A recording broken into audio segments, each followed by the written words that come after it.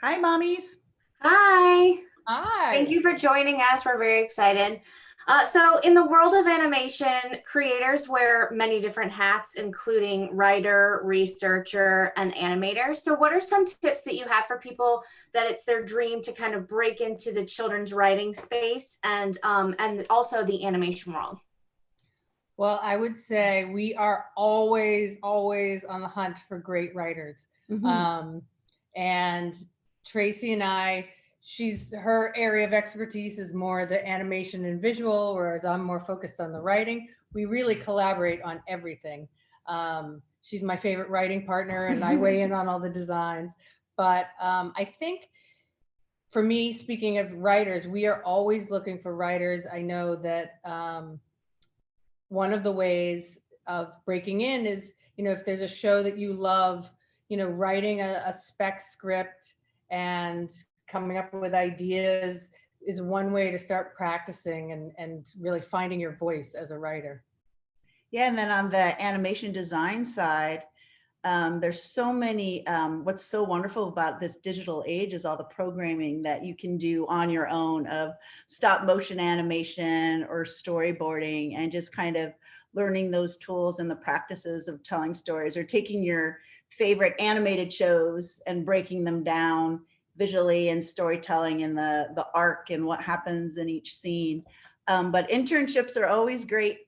And DreamWorks, I know, is always looking for internships, and Nickelodeon. And, it's just kind of getting in there and just start doing it yourself, not being afraid of making mistakes, have that growth mindset of just jumping in and learning from whatever you're doing.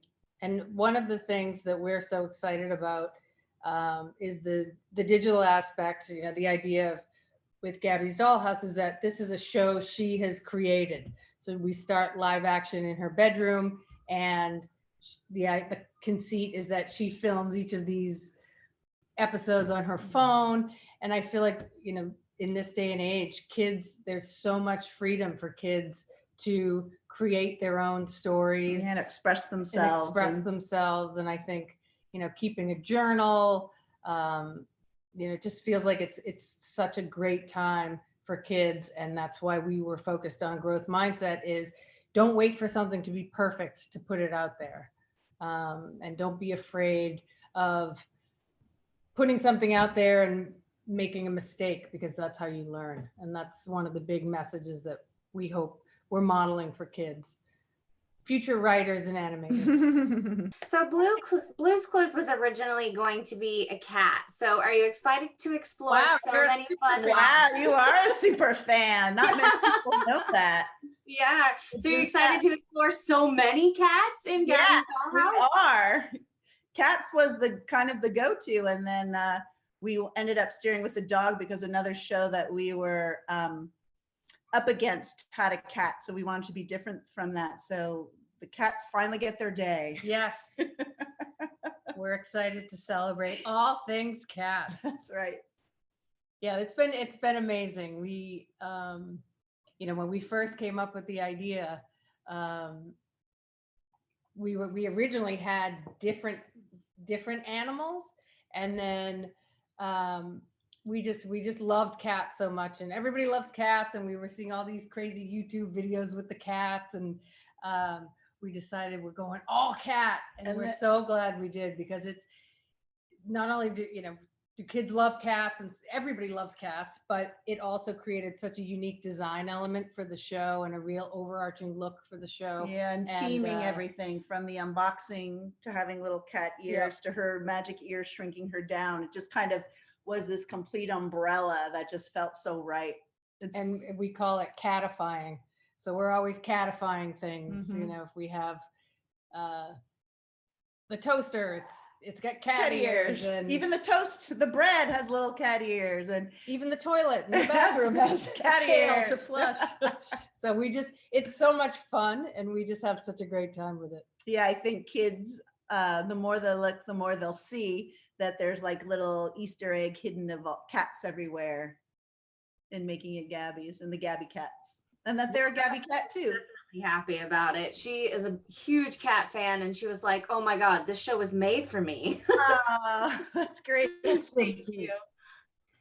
So does Gabby ever have any special guests like her family and friends come to visit and shrink down into the dollhouse with her?